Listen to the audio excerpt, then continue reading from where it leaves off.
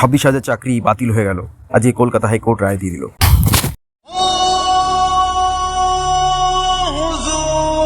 এই মুহূর্তের সব থেকে বড় খবর, 26,000 চাকরি বাতিল হয়ে গেল। কলকাতা হাইকোর্ট তার সব থেকে বড় রায় দিয়ে দিল। অভিজিৎ গঙ্গোপাধ্যায় 1 বছর আগে যেটা বলে এসেছিলেন যে ঢাকি সমেত বিসর্জন দিয়ে দেব, সেই দিনও আসছে।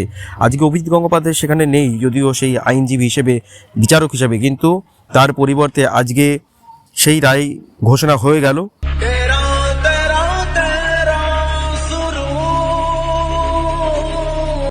26,000 জনের চাকরি বাতিল হয়ে গেল। কলকাতা হাইকোর্ট আজকে রায় জানিয়ে দিয়েছে।